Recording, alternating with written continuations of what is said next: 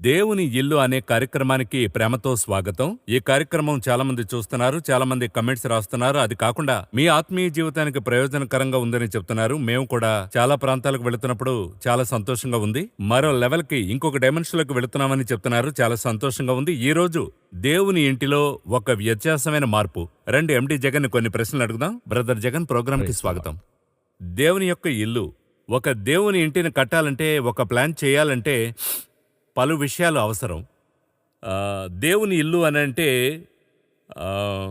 ఏ విధంగా ఒక బేస్ ఏమై ఉండాలి, అలాగని ఒక ప్రశ్న అడుగుతున్నాను. మీరిప్పుడు చెప్పిన దాంట్లో ఆ, దేవుని ఇంటికి మనం ప్లాన్ చేయకూడదు. అక్కడే సమస్య అక్కడే ఉందంటున్నారా? సమస్య అవుతుంది. ఇక్కడ మనం ప్లానింగ్ చేయడంలోనే ప్రాబ్లం ఉంది.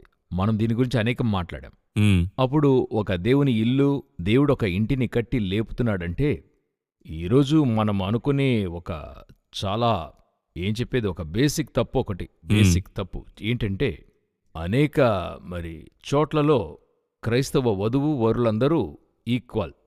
అంటే ఏ క్రైస్తవ అబ్బాయికి ఏ క్రైస్తవ అమ్మాయినైనా చూడొచ్చనే ఒక థాట్ ఉంది కదా, అక్కడే మిస్టేక్ వస్తుందంటున్నా.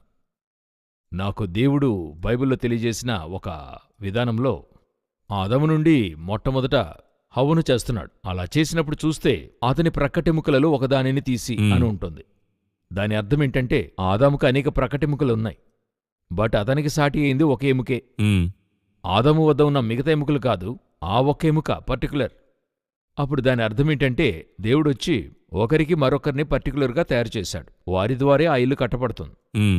అదే దేవుని ఇల్లు. ఐసాకుకు రెబాకను ఆ ఏర్పరిచినట్లుగా. ఇస్సాకుకి రిబ్కా ఉంచినట్టుగా. ఇంకా చెప్పాలంటే, మీరు చెప్పిన ఆ ఓడ్లో ఒక చిన్న ఒక చక్కటి విషయం ఉంది. ఏంటంటే, షారా అబ్రహాముతో చెప్తుంది, హ, ఒకవేళ ఆమె వలన నాకు సంతానం కలగవచ్చంటది.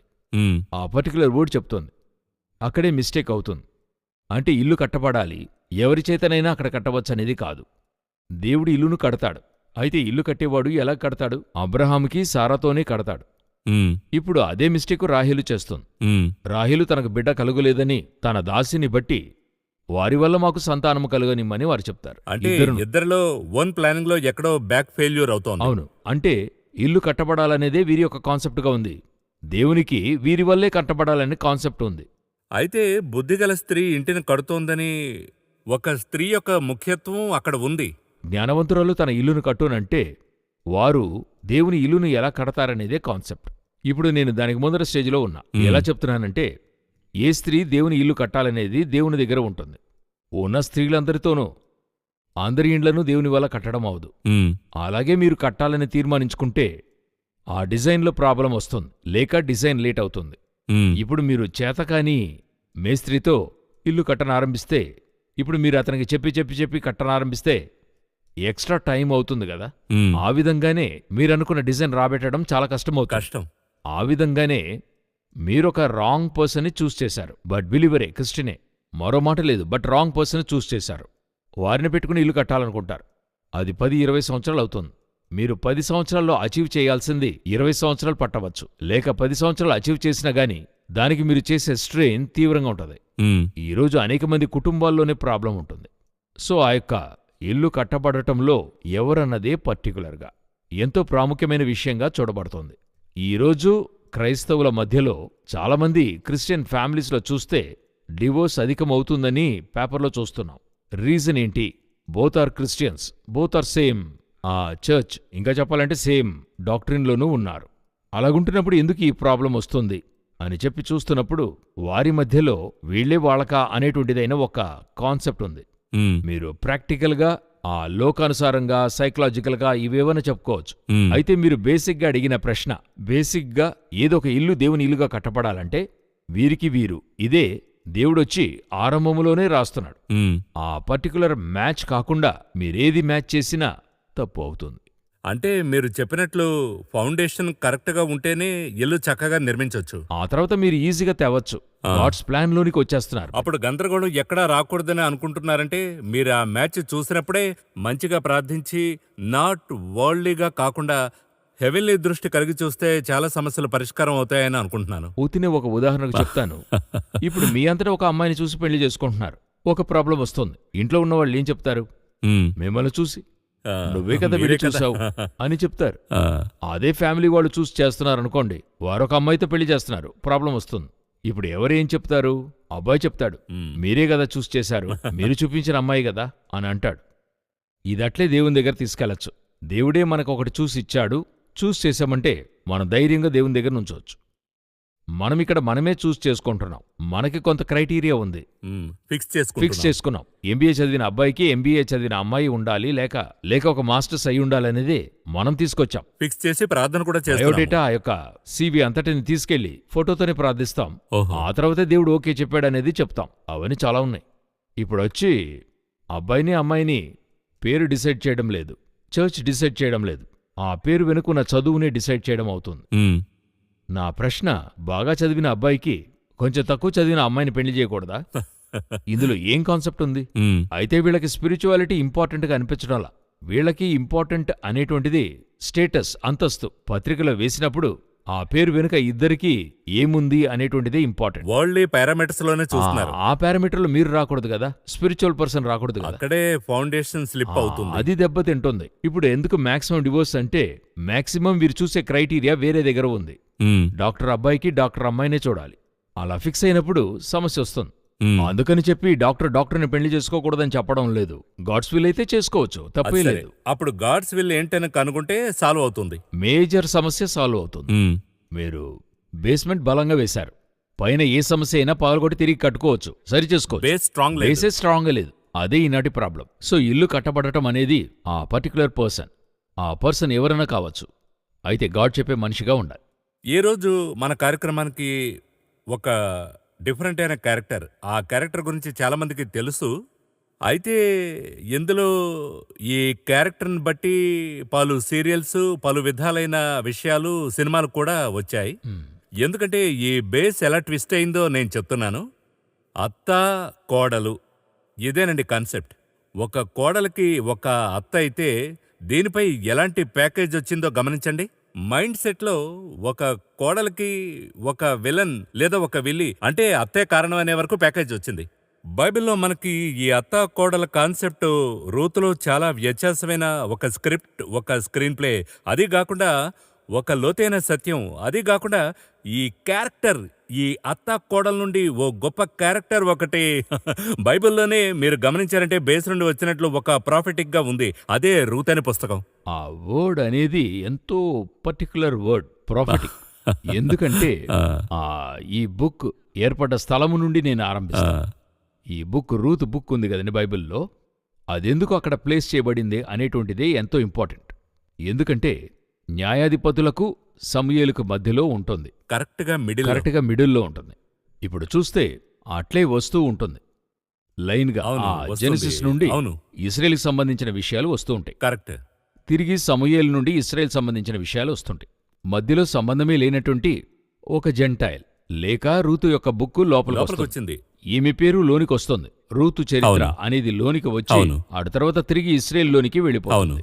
దీని యొక్క ప్లేస్మెంట్ ఏంటని అడిగితే, ఆ ఒక ప్రాముఖ్యమైన స్థలములో అనజనులు లోనికొచ్చి బయటికెళ్తారని అర్థం.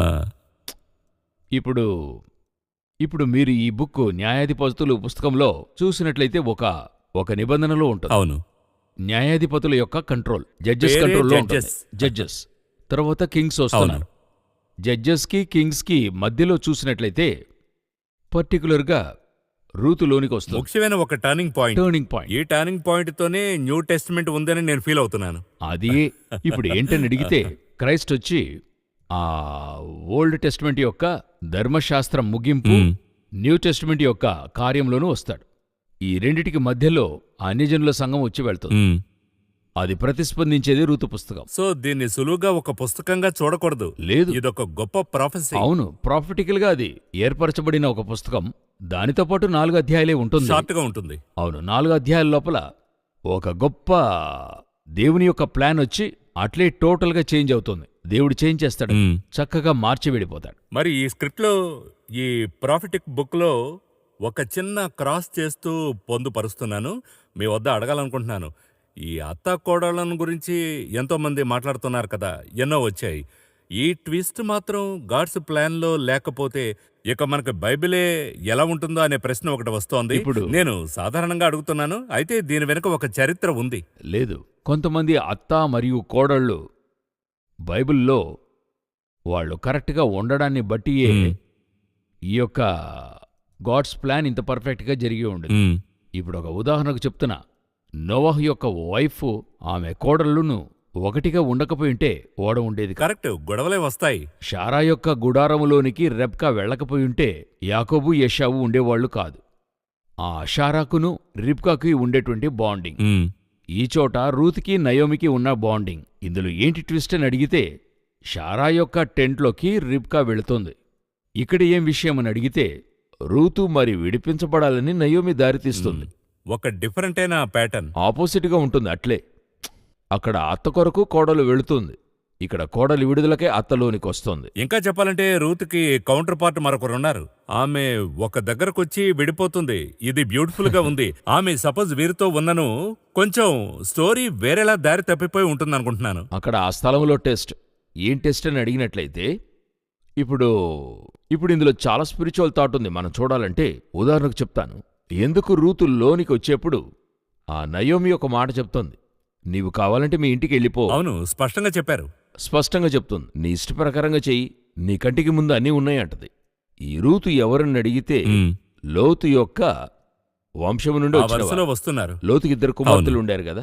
ఆ 2 కుమార్తెల నుండి 2 జనరేషన్స్, ఒకటి ఆమోను, ఇంకోటి మోయాబు. ఆ మోయాబు నుండి వచ్చిందే రూతు. మ్మ్. ఇప్పుడు లోతుకి ఈ మిస్టేక్ ఎందుకు జరిగిందంటే, అబ్రహాము నుండి వేరు కావడం. అబ్రహాము నుండి వేరవుతున్నప్పుడు ఏం చెప్తాడంటే లోతుతో, నువ్వు ఎడం వైపుకి వెళ్తే నేను కుడి వైపుకి వెళ్తానంటాడు. వెళ్తే వెళ్ళు అంటాడు. లోతు ఏం చేస్తాడు, అబ్రహాము నుండి వేరుగెళ్తాడు. మ్మ్. ఉంటానని చెప్పడు, మ్మ్. కానీ అతను అది చెప్పి ఉండాలి. మ్మ్. చెప్పి ఉంటే కథే వేరే. కథే వేరు. లోతు బయటికి వెళ్ళుండడు, నాకు ఈ ఆస్తి ముఖ్యం కాదు, మనిద్దరం ఒకటిగా ఉందాం, ఇదేంటి మనం ఒకటిగా వచ్చామే, ఇదొక పెద్ద ఇష్యూ అని చెప్పి కనాన్లోనే ఉండుంటే ఆ కాన్సెప్టే వేరే విధంగా ఉండేది. లోతు కాన్సెప్ట్ వేరుగా ఉండేది. ఇతను బయటికి వెళ్ళాడు, గాడ్కి లోతు జనరేషన్ లోనికి తేవాలి. ఎందుకంటే ఇద్దరు ఒకటిగా కనానుకు బయలుదేరారు. మ్మ్. అబ్రహాము లోతు తిరిగి లోనికి తేవాలి. తెచ్చే విషయంలో దేవుడు చెప్పాడు, 10 తరముల వరకు మోయాబీలు లోనికి రాకూడదన్నాడు. కరెక్ట్గా రూతు చూస్తే 11వ జనరేషన్. అబ్బా, ఆ ప్రామిస్ కీపప్ చేస్తున్నాడు. కరెక్ట్గా 11th జనరేషన్లో లోనికి వస్తుంది. వచ్చింది మాత్రం కాదు, అదే టెస్ట్, లోతుకు పెట్టిన అదే టెస్ట్ని నయోమి ద్వారా దేవుడు పెడతాడు. నువ్వు వెళ్ళాలంటే వెళ్ళు, నీకొక ఆశీర్వాదం ఉంది, నాతో కూడా వస్తే ఆశీర్వాదం ఉండదు అని ఆమె ఇంకా చెప్తుంది. చెప్పాలంటే నాతో వస్తే ఆ కష్టాలే కష్టమే నీకు. ఉంటుందని చెప్తుంది. కరెక్ట్గా ఆ స్థలములో ఆమె లోతు చేసిన తప్పును చేయకుండా అదట్లే బ్రేక్ చేస్తుంది రూత్. ఆమె చెప్తుంది, దాని గురించి నువ్వు మాట్లాడద్దు. ఎంతటి మాట చూడండి. చెప్పి ఇక నీ దేవుడే నా దేవుడు అని అంటుంది. నీవు చనిపోయే చోటే నేను చనిపోతాను. అద్భుతమైన మాట. ఆ మాట చెప్పిన తర్వాత ఆ ఒక 10 జనరేషన్స్కి ముందు ఉన్నటువంటి టెస్ట్ని ఇక్కడ పాస్ అయింది. మ్మ్. చక్కగా లోనికి వస్తుంది. సో ఆ ఎగ్జామినేషన్లో ఆమె పాస్ అయి లోనికి వచ్చింది. మ్మ్. యథేచ్ఛగా రాలేదు. అందులో కూడా ఓ గొప్ప విషయం ఉంది. ఈమె వద్ద ఏదో ఒక సొత్తు గాని పాజిటివ్ గా ఉండడానికి, లోనికి ప్రవేశించడానికి గల అట్రాక్షన్ అంటూ ఏమీ లేదు. అదే ఆమె నేరుగా చెప్పిందే. అది ఉండి నమ్ముతున్నారంటే, ఒక ట్రస్ట్ వచ్చిందంటే నాకు వ్యత్యాసమైన ట్రస్ట్ గా ఉంది. ఇది ఎలాగంటే ఒక నమ్మకాన్ని దాటి ఫెయిత్లోనికి వెళ్ళింది. మరి విశ్వాసం అంటే నిరీక్షింపబడు వాటి యొక్క నిజస్వరూపము అదృశ్యమైన ఉన్నవనుటకు రుజువు. ఇప్పుడు ఆమెకి నిరీక్షణ అన్నది దేని బట్టి అంటే దేనిని బట్టి కూడా లేదు. ఏమీ లేదు, బేస్. ఏది కూడా లేదు. ఆమెకి మరొక కుమారుడు లేడు. నయమి చెప్తోంది, నీకు ఇవ్వడానికి నాకు కుమారుడు లేడు. అదేలా రూత్ యొక్క కౌంటర్ పార్ట్ చూశారు. ఆమెకు మనసుకు వచ్చింది కూడా ఉండాలని. అయితే దీన్ని గమనిస్తే వరల్డ్లీగా ఆ చూస్తే తర్వాత ఆమె లైఫ్ చూడలేదు. ప్రాక్టికల్. ప్రాక్టికల్. ఇక్కడ రెండున్నాయి. ఫెయిత్కి ప్రాక్టికల్కి మధ్య డిఫరెన్స్, న్యాచురల్ సూపర్ న్యాచురల్కి మధ్య డిఫరెన్స్, అదేమంటే వరల్డ్లీకి కింగ్డమ్ కి. ఓన్లీ కింగ్డమ్కి ఉన్న డిఫరెన్స్. ఇందులో మీరు ఏది సెలెక్ట్ చేస్తున్నారనే ఇదే. ఈరోజు నేను క్రిస్టియన్స్నే చెప్తున్నా, 99% ఆ రూత్ కౌంటర్ పార్ట్ మరొకరున్నారు కదా, వాళ్లే వారు. వాళ్ళు చూసి నమ్ముతారు. ఈరోజున్నవారు చూసి నమ్ముతారు. వారు అదృశ్యమైనది విశ్వసించరు. ఈరోజు విశ్వాసం అన్నది వేరే విధంగా అయింది. ఎలాగంటే దేవుడు ఏదైనా ఇస్తాడనేదే విశ్వాసం. అది విశ్వసిస్తున్నా. దేవుడు నాకు ఇల్లు ఇస్తాడు, కారిస్తాడు, అమ్మాయి పెళ్లి జరిగిస్తాడు, అబ్బాయికి పనిస్తాడు, ఇదే దేని విశ్వాసం. కొరకు జీవితాన్ని అలాగే కొనసాగిస్తున్నారు. కొనసాగించి అది నమ్ముతున్నాం. దేవుడు నాకు చేస్తాడు, ఇది విశ్వాసం. అయితే విశ్వాసం అది కాదు. నిరీక్షింపబడు వాటి యొక్క నిజస్వరూపమును అదృశ్యమైన ఉన్నవనుటకును రుజువునై ఉంది. నా జ్ఞానానికి అందనిటువంటిది ఉంచి ఉన్నా, అది నాకు ఇస్తాడు. ఇప్పుడు ఈ రూత్ యొక్క కాన్సెప్టే అదే. ఏమైందని రూతును పిలిచి అడిగితే ఏమీ లేదు. లేదు. అప్పుడు ఎందుకు వెళ్తున్నావు? నాకు తెలుసు ఇశ్రాయేలు దేవుడు నాకేదైనా చేస్తాడు. ఈ యొక్క ఇదే రూత్ యొక్క స్పెషాలిటీ. ఇంతకీ వారు వెలుపల నుంచి వచ్చిన ఒక క్యారెక్టర్. ఇప్పుడు మీరు అడిగిన మొదటి ప్రశ్నకు వస్తా. ఎంతమంది కోడళ్ళు ఇలాగ అత్తతో ఉండగలరు? అయితే లోకపరంగా చూస్తే అత్త కోడళ్ల కథను ఎంతో ట్విస్ట్ చేసి ఉంచారు చూడండి. లేదు, అలాగే అయిపోయింది కూడా. అవును. అంటే ఏంటంటే, మరి నాకు తెలిసి ఒక 2 జనరేషన్లుగా, దానికి ముందు జాయింట్ ఫ్యామిలీ అన్నది ఒక నార్మల్ అయిన విషయం. జాయింట్ ఫ్యామిలీ అలాగుంటున్నప్పుడు ఈరోజు ఈ జాయింట్ ఫ్యామిలీలో ఆ లిబర్టీ, తర్వాత ఇండివిజువాలిటీ, యూనిక్నెస్ అనే ఓడంత లోనికి తేడం వల్ల అటువంటివి ఈరోజు సాధ్యం కావు. జాయింట్ ఫ్యామిలీ సాధ్యం కాదన్న స్థానానికి వచ్చింది. బట్ ఒక 5% ఉన్నారు, కుదరదన్న స్థాయికి వచ్చింది. అప్పుడు ఆ జాయింట్ ఫ్యామిలీలో ఆ ముందర నేను చెప్పేది మనం విన్నటువంటిది. ఒక్కొక్క ఇంట్లో 4, 5, 8 మంది ఉండేవాళ్ళు. అందరూ ఒకటిగా ఉండేవాళ్ళు. ఈ మధ్య ఒకరితో మాట్లాడుతున్నప్పుడు ఆ బిడ్డ నాతో చెప్పింది, అత్త మాత్రం ఉండకూడదు, అత్తగారు లేని కుటుంబం అయితే నాకు ఓకే అంటుంది. అలాగా ఇప్పుడు దీన్ని మనం ఎక్కడికెళ్ళి ఏం చేయగలము? ఆ బిడ్డకి ఎంత వయసు అయి ఉంటుందండి? ఒక పెళ్ళవుతున్నప్పుడు 25 ఏళ్ళు ఉంటాయా? 25 ఏళ్లకొచ్చిన బిడ్డ ఆ అత్తగారు వద్దంటోంది. అప్పుడు మెన్సు అలాగే ఉన్నారు. ఈ మెన్స్ ఒక అందులకు అమ్మ ఆప్యాయతున్నా ఈ పెళ్ళని జరుగుతున్నప్పుడు ఇవన్నీ అడ్డుగా ఉంటాయేమో అనే ఒక ఫీల్కి రావడం. అవును. సో మీరు ఆ రూత్ యొక్క కాన్సెప్ట్ నుండి మీరు చూడండి, అంత ఆశ్చర్యంగా ఉంటుంది. అలాగే రివర్స్ అట్లే కాంట్రారీ. రివర్స్గా ఉంటుంది. ఒక 4000 సంవత్సరాలు, ఒక 3000 సంవత్సరాల క్రితం జరుగుతుంది. ఆ స్థాయికి ఆ కాలంలో అది కాకుండా అప్పుడు విధవరాలు అంటేనే నెగటివ్గా చూసే ఒక కాలం. విధవరాలు కూడా ఒక రూత్ అనే ఒక యంగ్స్టర్, ఆమె కూడా ఒక విధవరాలని గమనిస్తే, ఇలా ఒకరు మీరు వెళ్ళే స్థలానికి నేను వస్తాను, నీ మరణం నా మరణం అలాగని చెప్తే ఎలాంటి ఒక లైన్లో చదివేస్తాం. అయితే అందులో ఉన్న డెప్త్ గొప్పగా ఉంది. అంటే సాక్ష్యంగాను చెప్పొచ్చు. ఇప్పుడు నెగటివ్గా కొన్ని చెప్పుకున్నాం. ఒక ఫ్యామిలీ ఉంది, వారి జీవితంలో ఒక చిన్న అసంభావం. ఎప్పుడంటే ఒక 10-20 సంవత్సరాల క్రితం జరిగింది. 15 ఏళ్ళు అవుతుంది అనుకుంటాను. ఒకే రోజులో భర్తను మామగారు యాక్సిడెంట్లో పోయారు. ఇద్దరు కూడా సేవకులు వాళ్ళు. ఆ యొక్క భర్త చనిపోయినప్పుడు ఆ యొక్క భార్యకొచ్చి 1 సంవత్సరంలోనో బిడ్డ ఉంది. అయితే అత్తా కోడళ్ళు చేరే ఈనాటికే చర్చ్ జరిపిస్తున్నారు. అబ్బాయిని పెంచారు. ఇద్దరూ ఒకటిగా ఉంటారు, జరిపిస్తారు. ఆ స్థాయికి ఇప్పుడు రూతు నయమి వంటి వారిని చూడొచ్చు. ఉన్నారు, లేరని చెప్పలేమని చెప్పవస్తున్నా. ఉన్నారు, అటువంటి వ్యక్తులు ఉన్నారు. ఆ విధంగా ఒక ఇప్పుడు రేర్ పీస్ అంటారు, అలాగైపోయింది ఇప్పుడున్న పరిస్థితికి. సో ఈరోజు ఎందుకు ఇలాగ లేరు అని ప్రశ్న తలెత్తినప్పుడు, నేను నా యొక్క దీని మట్టుకైతే ఆ అత్తా కోడళ్ల మధ్య ఒక స్పిరిచువల్ బాండింగ్ అనేటువంటిది మనం చూడలేకపోతున్నాం. భర్తకి భార్యకి మధ్య ఒక స్పిరిచువల్ బాండింగ్ ఉంది. నేను చెప్పేది స్పిరిచువల్గా. హవను గూర్చి చెప్తున్నప్పుడు హెల్పర్ అని చెప్తున్నాం కదా. హెల్పర్గా ఉంటున్నప్పుడు వారిద్దరి మధ్య బాండింగ్ ఉంటుంది, వీరిద్దరూ భార్య భర్తలు అనేది. కానీ ఈ బాండింగ్ అత్తగారికి ఉంది, మామగారికి ఉందనేది ఈ జనరేషన్ అర్థం చేసుకోవడంలా. నేనొక ఉదాహరణకు చెప్తాను. అబ్రహాముతో దేవుడు ఒక ఆశీర్వాదం పలుకుతాడు, నీ సంతతిని విస్తరింపజేస్తానని చెప్పి. ఈ ఆశీర్వాదాన్ని లాబాను రిబ్కాతో చెప్తాడు. అవును, అదే మ్యాచింగ్, సేమ్ మ్యాచింగ్. అప్పుడు ఇదేది సూచిస్తుందంటే, అబ్రహాముకిచ్చిన ఆశీర్వాదం తన కోడలు ఎవరన్నది కన్ఫర్మ్ చేస్తోంది. కరెక్ట్. ఆమె వల్ల కట్టబడాలి, ఈ ఆశీర్వాదం నెరవేరాలన్నదే కాన్సెప్ట్. అవునా? ఇంకా చెప్పాలంటే అక్కడ పెళ్లికుమార్తె పెళ్లికుమారుడు చూసుకునే లేదు, చూడనే లేదు. అబ్రహాము ఇదే ఉత్తరవాదం. అబ్రహాముకి ఇవ్వబడిన ఆశీర్వాదం ఎవరి వల్ల అంటే రిబ్కా ద్వారా జరగాలి. దానికి ఒకే కాన్సెప్ట్ ఏదంటే, తనకివ్వబడిన అదే బ్లెస్సింగ్ ఇక్కడ నోటితో చెప్పబడుతుంది. సో ఇదే కాన్సెప్ట్. ఇదే విధంగానే కోడలికైనటువంటి కాన్సెప్టు అత్త ద్వారా జరగాలి, లేదా అత్తగారికి ఇవ్వబడిన దర్శనం కోడలి చేత జరగాలి. ఇది జరగాలన్నందుకు పెద్ద కాన్సెప్టే రూతు, నయోమీను. అప్పుడు ఈ యొక్క బాండింగ్ ఉంది కదా. సాధారణంగా భార్యాభర్తలకి మధ్య బాండింగ్ అనేది చూస్తుంటాం. ఆ ఫ్యామిలీ యొక్క ఈ కోడలు లోనికి వచ్చినప్పుడు ఒక బాండింగ్ చూస్తున్నాం కదా. ఇది వాళ్ళు అర్థం చేసుకోవడం లేదు స్పిరిచువల్గా. వాళ్ళేమనుకుంటున్నారు, భర్తతోనే బాండింగ్ ఉంది, ఇంతటితో ఈయన చాలు, నాకు వరవసరం లేదనుకుంటున్నారు. కాదు, ఇది ఒక జనరేషన్గా వచ్చేటువంటి ఒక స్పిరిచువల్ బ్లెస్సింగ్. ఆ బ్లెస్సింగ్ని వీరి యొద్ద నుండి భర్త ద్వారా నెరవేర్చాల్సిన బాధ్యత భార్యకు. సరేనా? అప్పుడు వీరి యొక్క ఆ బేసు వీరికి అర్థమైతేనే జరుగుతుంది. ఇప్పుడు ఒక ఉదాహరణకి భర్తను తీసుకెళ్ళిపోయారనుకోండి. నేను చెప్పేది ఒక ఉదాహరణే, కానీ చాలా జరుగుతున్నాయి. ఇప్పుడు మామగారికి అత్తగారికి ఒక దుఃఖం ఏర్పడింది, లేదా వారికి ఒక దిగులు మీ మీద ఏర్పడింది. ఇప్పుడు వారు మీకేం చేస్తున్నారు? హృదయంలో మీ మీద కొంచెం దుఃఖం ఏర్పడి మిమ్మల్ని ఆశీర్వదించలేదనుకోండి, శపిస్తున్నారని చెప్పడం లేదు, ఆశీర్వదించలేదు. ఇప్పుడు వీరి దగ్గర నుండి మీకు రావాల్సిన బ్లెస్సింగ్ మీకు ఎలాగొస్తుంది? ఈ థాట్ని మనము స్పిరిచువల్గా అనుకోవడం లేదు. ఏమనుకుంటున్నాము? పెళ్లి చేసుకున్నాం, వచ్చాం, వారు ఆశీర్వదిస్తే ఏంటి, శపిస్తే మనకేంటి? వారి నోటి నుండి వచ్చే శాపానికి కూడా ఎవరు దిగులు పట్టడం లేదు. ఎందుకంటే అవన్నీ శాపం కాదు, దేవుడు చూసుకుంటాడు. అదెలాగా? అదేం కాన్సెప్ట్ ఇది? అంటే నేను ఒక ఆడపిల్ల పుట్టినప్పుడే నేను అనుకుంటా, అంటే దేవుడు ఎవరో ఇంటిని కట్టడానికి ఈ బిడ్డను నాకిచ్చాడు, ఆ ఇంటిని కట్టి లేపే బాధ్యత ఈ బిడ్డ దగ్గర ఉంది.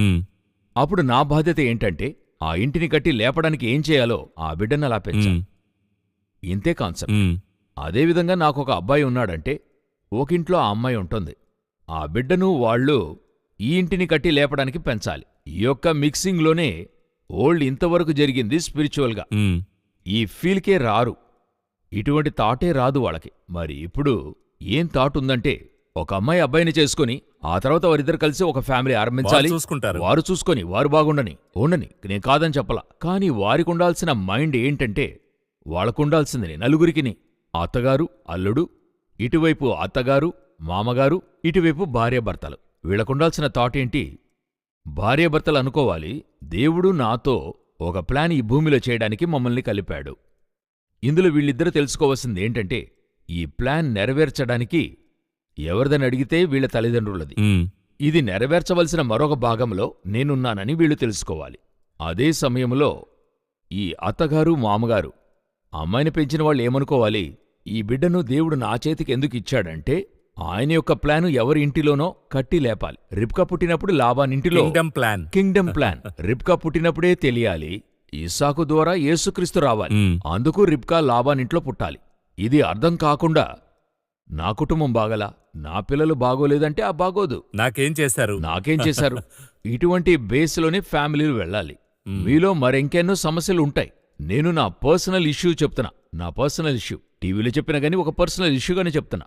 అందరిండ్లలో పెండ్లయిన తర్వాత వచ్చే సమస్య మా ఇంట్లోనూ ఉంటుంది, ఎవరింట్లో లేకుండా ఉండదు. సేవకుల ఇండ్లలోనైతే చాలామంది ఏమనుకుంటారంటే వాళ్ళ ఇల్లొచ్చి పరలోకంలాగా ఉంటదనుకుంటారు. అలాగంటూ పరలోకంలాగా ఉండదు ఇల్లు, ఎందుకంటే స్పిరిచువల్ వార్ఫేర్ మీట్ అవుతుంటారు, ఫిజికల్గాను వార్ఫేర్ మీట్ చేస్తుంటారు. అనేక ప్రాబ్లమ్స్ వెళ్తూ ఉంటాయి. అలా ప్రాబ్లమ్స్ అంతా వస్తున్నప్పుడు ఒక పీరియడ్లో దేవుడు నాకు స్పర్శించింది ఏంటంటే, నాకు అందరికిలాగా ఒక థాట్ వచ్చింది, అయ్యో మనం తప్పుగా చేశాం, అవసరం లేదు, ఇది ఎలాగ చేద్దాం.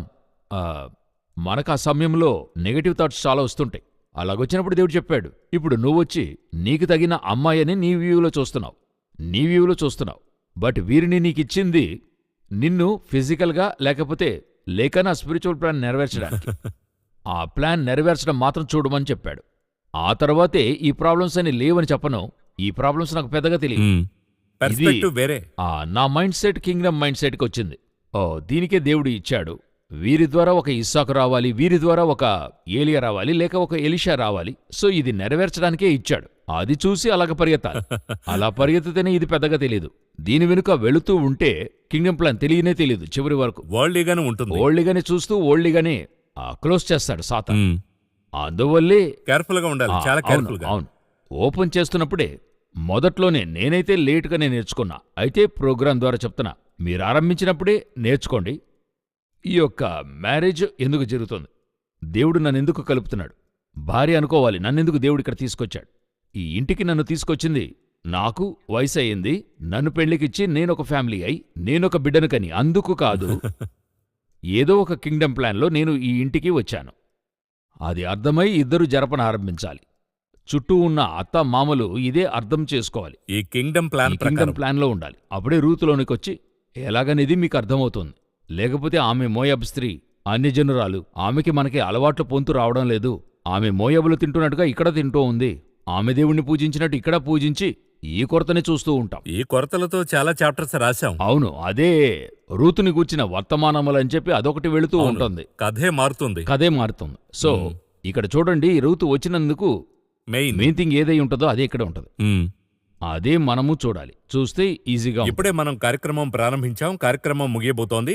ఒకే ఒక మాట చెప్పి మరో కార్యక్రమంలో మనం కొన్ని విషయాలు చూద్దాం. ఈ బుక్ ఒక ప్రాఫిటిక్ బుక్ అని మనం మాట్లాడాం. మీరు దీన్ని అంగీకరించి అవును అందులో చాలా ప్రాఫిటిక్ గా ఉందని మనం మాట్లాడుకున్నాం. మరో కార్యక్రమంలో ఇది ఎందుకని ప్రాఫిటిక్ బుక్, ఎందుకని మనం దీన్ని లైట్ గా చూడకూడదు, ఎందుకని ఈ క్యారెక్టర్ని దేవుని ఇల్లు కట్టే వారికి ఈ పుస్తకం ఒక పునాదిగా ఉంటుంది. ఈ బుక్ని చక్కగా అర్థం చేసుకున్నట్లయితే దేవుని ఇల్లు కట్టేవారికి ఒక స్ట్రాంగ్ ఫౌండేషన్ లభించాలి. ఇంకా చెప్పాలంటే సరేనండి నాకు మ్యారేజ్ అయింది, నేను ఏదోలో వచ్చేసాను, ఇప్పుడు నేనేం చేయాలనే వారికి ఇందులో ఒక పునాది ఉంది. అందుకని దీని గురించి రాబోయే కార్యక్రమంలో మనం చూద్దాం. ఈ కార్యక్రమంలో మీరు చెప్పినట్లు ఒక్కొక్క మాట కూడా సహజంగా బైబిల్లో మోరల్ టర్నింగ్ పాయింట్ కదా, ఎందుకంటే పరిశుద్ధాత్మ సహాయంతో రాయబడింది. ఈ బుక్లో నేను అనుకుంటున్నాను ఈ కార్యక్రమం చూసేవారు మాత్రమే కాకుండా మరో కార్యక్రమంలో చూసేవారు ఉండొచ్చు. ఇది అర్థం చేసుకుంటే చాలా డైమెన్షన్స్ లో మన స్పిరిచువల్ జీవితానికి ప్రయోజనకరంగా ఉంటుందనుకుంటున్నాను. తప్పక చూడండి, చాలా కమెంట్స్ వస్తున్నాయి. మరో రిక్వెస్ట్ నేను ప్రేక్షకులకు చెప్పేది ఏంటంటే ఈ కార్యక్రమం కోసం ప్రార్థించండి. నేను బ్రదర్ ఎండి జగన్ అడిగే ఒకే ఒక విషయం ఏంటంటే ఈ కార్యక్రమం కోసం ప్రార్థించండి. స్పిరిచువల్ గా మనం తర్వాత కింగ్డమ్ లోనికి పోయామంటే, ప్రవేశించామంటే దాని యొక్క లెవెలే వేరేగా ఉంటుంది. సో అదే మేము ఎక్స్పీరియన్స్ చేస్తున్నాం. పెద్ద ప్లాన్ ఏముండదు, కూర్చుంటాం, ప్రార్థన చేస్తున్నాం. మాటల ఫ్లో చూసామంటే పరిశుద్ధాత్మ ఎంతో జాగ్రత్తగా నడిపిస్తున్నాడు. చివరిగా 10 సెకండ్లు ఏం చెప్పి ఇంతవరకు మనం సంభాషించింది ఎలా ముగించాలనుకుంటున్నాం? ఇంత దూరము స్పష్టంగా చెప్పున్నాం. తర్వాత మీరు చెప్పాల్సింది నేను చెప్తా. మరో కార్యక్రమాన్ని చూడకముందు ఇది చూడండి, అప్పుడు ఈజీగా మీకు కార్యక్రమాలు అర్థమవుతాయి. చాలా సంతోషం. వచ్చే వారం కలుసుకుందాం. సంతోషం. వందనాలు.